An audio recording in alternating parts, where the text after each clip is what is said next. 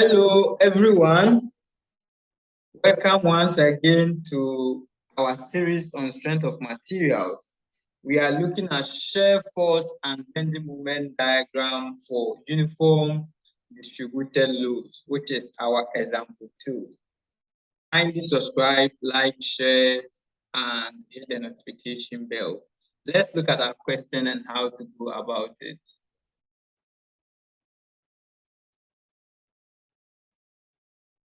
Draw the shear and bending moment diagram for the beam and the loading shown and determine the maximum shear force and bending moment. So this is our question. We have uniform distribution at this point here. So we want to see how to analyze. So quickly, let's see how we go about our question.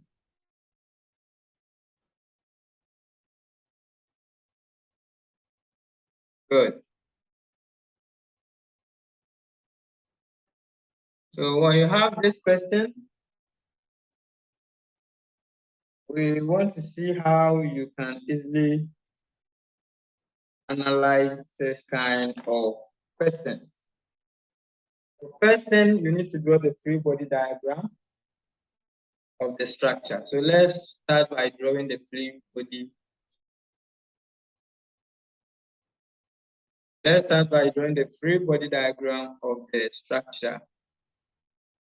So I want to leave this side here for the free body diagram and the shear force diagram. So the free body diagram for this would be like this.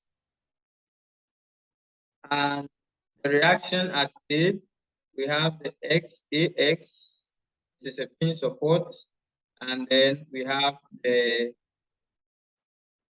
AY. And we also have a force of 10 kilonewtons acting at this point, and it is at a distance of 3 meters. And there's also another support at the middle here by a rocker.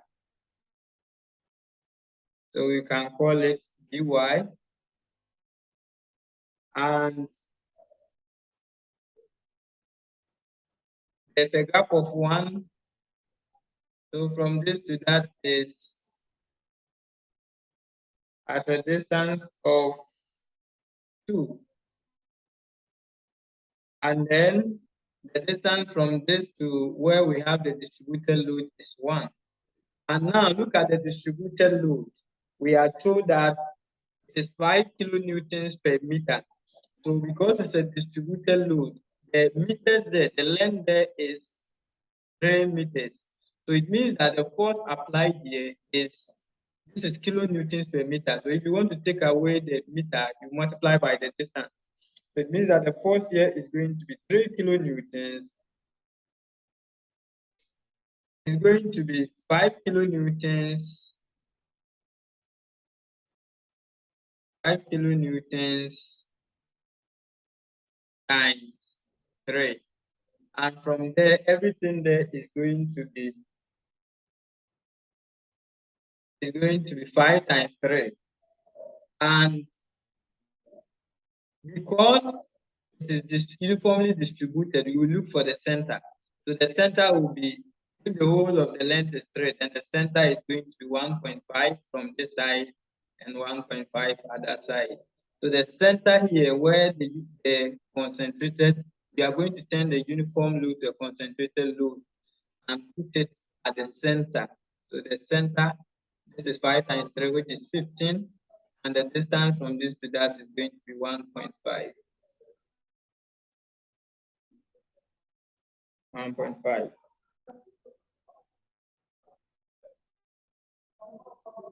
So from here, we can say that we can get our reactions as support and say that sum of x is equal to 0. Then we can also write sum of y is equal to 0. Then from there, the y, because you have only sum of x, because you only have ax, you can say that ax is equal to 0. And the y, we have ay pointing upwards positive, N pointing downwards negative, dy pointing upwards positive, this 1.5 pointing downwards, so negative 15 is equal to 0. And from here we can see that ay plus by will be equal to 25. And we take moment. We can take moment at A or we take moment at B. So let's try to take moment at A. So taking moment, sum of moments at A. We have 10 multiplied by 3. So 10 times 3. And we check whether it should be clockwise or anti-clockwise. So this is our structure. And the force has been applied here. We are taking moment at A. So this will cause clockwise rotation, therefore negative, plus dy. dy is here, and the distance is 2 plus 3, which will be 5. So dy times 5. But will it be clockwise or anti-clockwise? So when we apply a force here, we are taking a moment at this side. It's going to rotate the object in this direction, which is anti-clockwise. Then we have 1.5 times the distance from this point to that point, which is 3 plus 2 plus 1 plus 1.5. And that will give us 7.5. So we have 15 times 7.5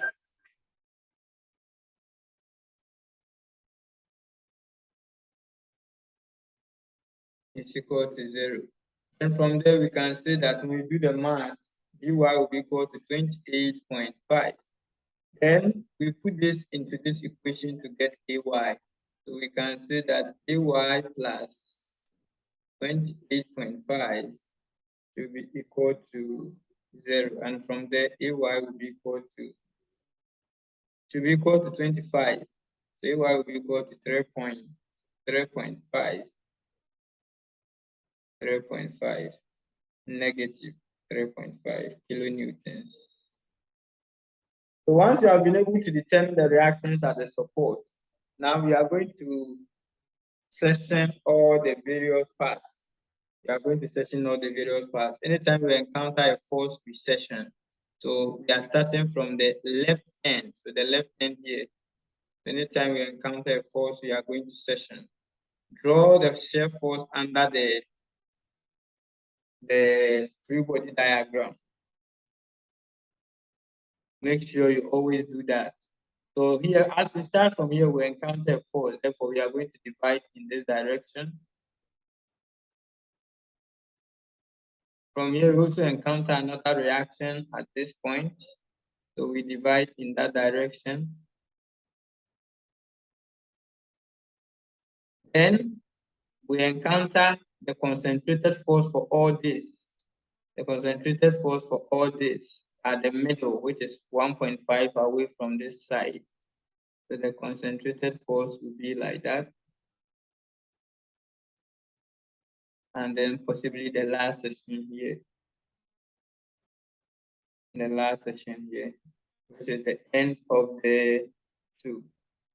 So from there, the first section, when we pick the first section, so it will be from this point to that point, determine the shear force and the bending moment. So from the first section, from section 1, we can draw our free body diagram. So this is going to be like that.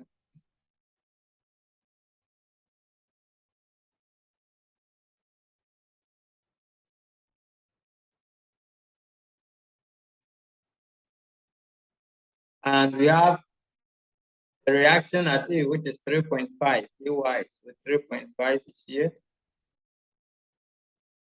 Then the length of that section is 3. And we have our shear force. Always indicate the shear force as positive. So from here, we can see that we can call this V1 M1. So here you can see that negative V1 minus 3.5 is equal to 0. And from there, we can say that V1 is equal to negative 3.5 kilonewtons. We can also determine M. So we can say that M1 is anti-clockwise or positive. Then we have 3.5 times the distance. 3.5 times the distance. And from here, we can see that this will produce anti-clockwise rotation. Therefore, that is going to be positive is equal to 0. And from there, we can see that M1 is equal to negative 10.5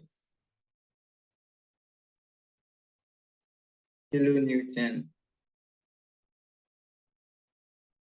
Negative 10.5 kilonewton.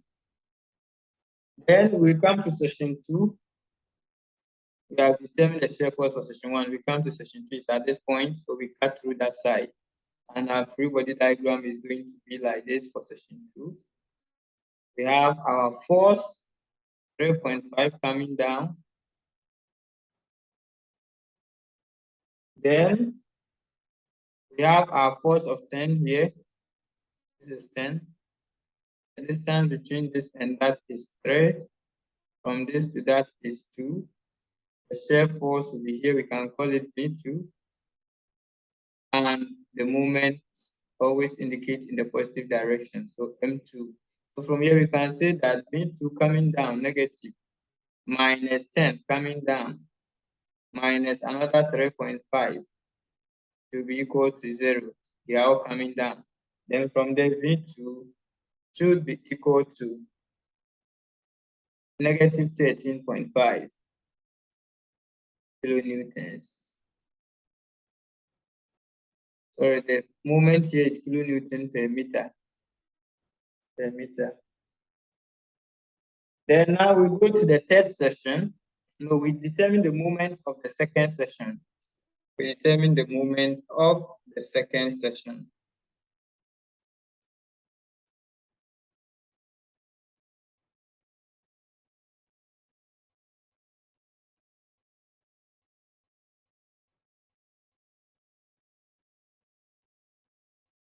Sorry, allow me to clean these few stuffs.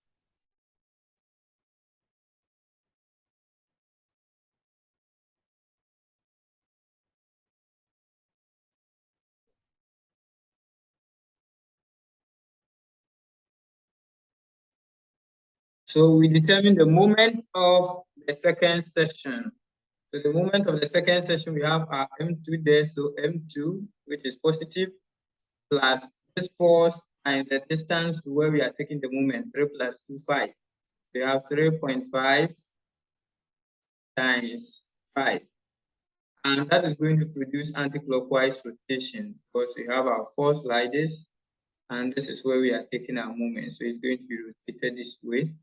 And we have our 10 also producing anti-clockwise rotation, which is going to be plus 10 times the distance to where we are taking the moment. We are taking the moment at this point. Don't forget about that. So we have 10 times 2, which is going to all will be equal to 0. And from there, we can say that M2 should be equal to negative 37.5 kilonewton per meter. Then we draw the free body diagram for the fourth section, which is at this point here. At this point here, where we have the middle of the concentrated force. Where we have the middle of the concentrated force. So we have our diagram like this up to where we have this. So we are going to have our diagram, free body diagram like this. So this is the reaction at A, which is 3.5. We have our 10 force. We have the reaction at B at this side. And this is where we are having our concentrated force, the middle of this point to that point. This point, which is there. So we have our shear force B3. and our moment, which is M3. And the distance from this to that, from B to that point, is 1 plus 3, which will be 4. It will be 4.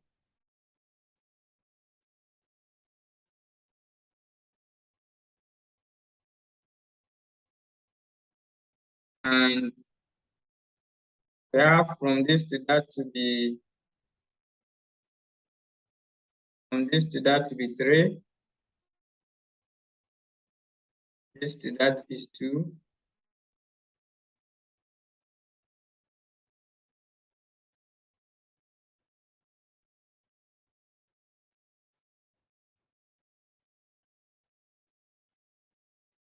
Oh, sorry, this should start from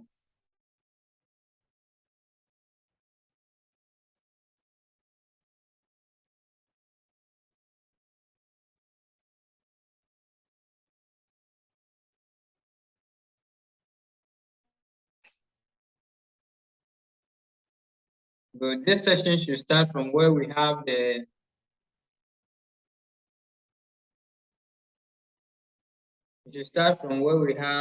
so from this to where the concentrated force is starting. Where the concentrated force is starting. So this distance to this distance is going to be 1.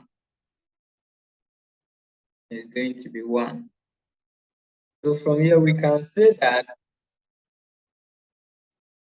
minus 3.5, which is coming down negative, the 10 is also coming down minus 10, plus by, and we know by to be 28.5,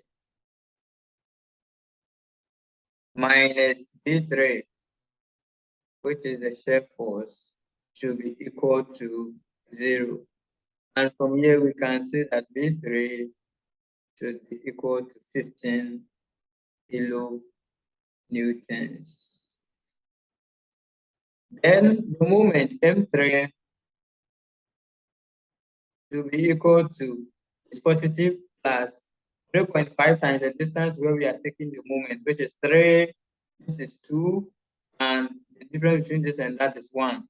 It's up to where we have the concentrated force starting, where we have the distributed force starting. So up to this point, not at the middle, but up to this point here. So it's going to be 3 times 2, which is 3 plus 2, which is 5, plus 1, which is 6. So M3 plus 3.5 times 6 plus, and we also produce a anti-clockwise moment. We have 10. Up to where we are taking our moment should be 3 minus the 28 is moving upwards, is going to produce clockwise rotation times 1 to be equal to 0. And from there, M3 will be equal to negative, when you do the simplification, 22.5 kilonewton.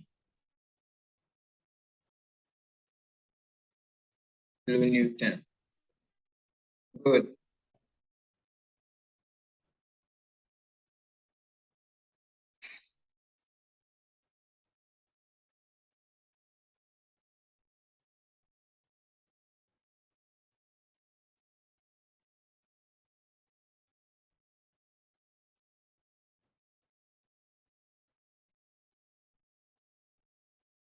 So we have also determined the shear force and the bending moment in the third session. And now we go to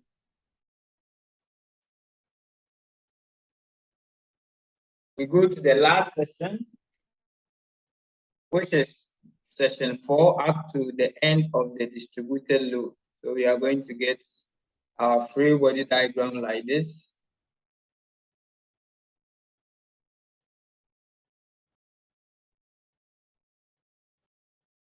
So this is our 3.5.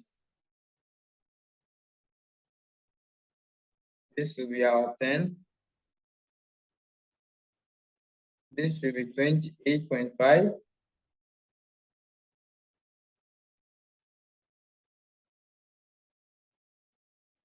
Then we have where we have our concentrated load at the middle, which is 15, and we have our moment somewhere, our shear force therefore, and moment here.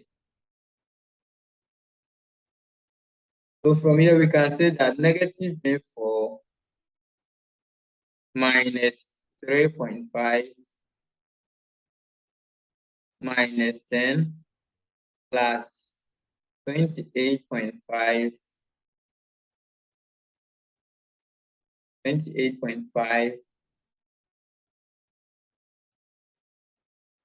minus 15 should be equal to 0.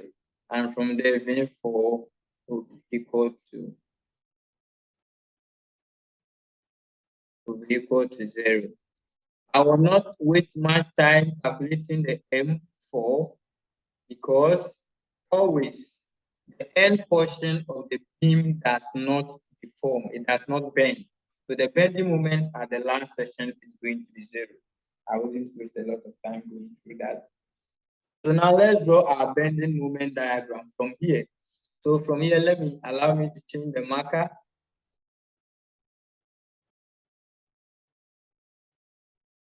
So from here, the bending moment, the shear force diagram first. So always draw this under the free body diagram. Forgive me not drawing it under the free body diagram, limitation of space. So we have this as our V, which is our shear force.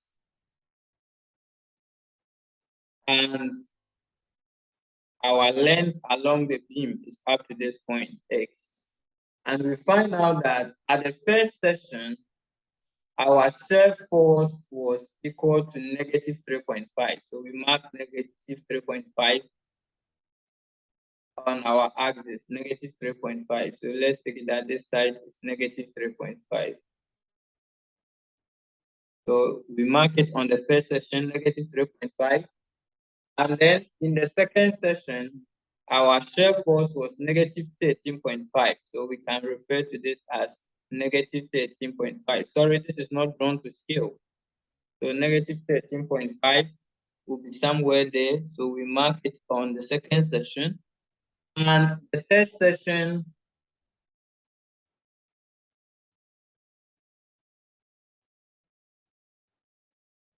the third session shouldn't be at the middle of the distributed load. It should be from the beginning of the distributed load. And that is what we use in our calculation. Take note of that. So this should be our third session. It should be at the beginning of the distributed load. So in the third session, we find out that our shear force was 15. Our shear force was 15.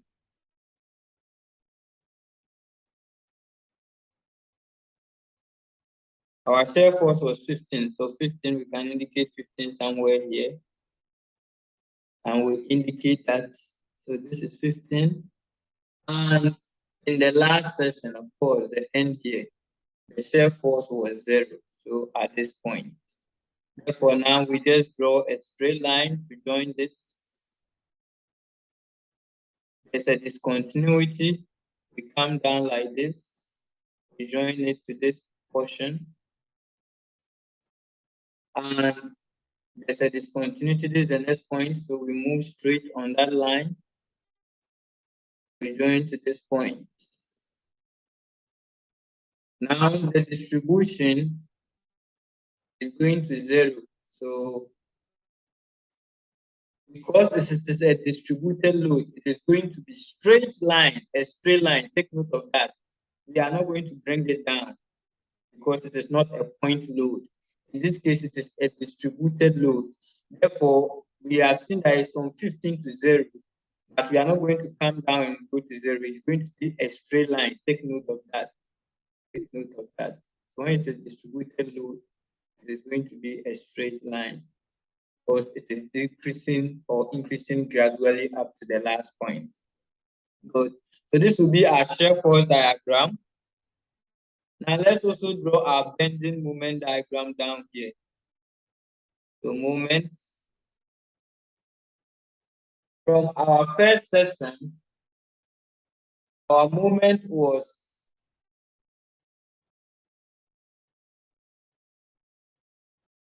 for the first session was, I think, 10.5.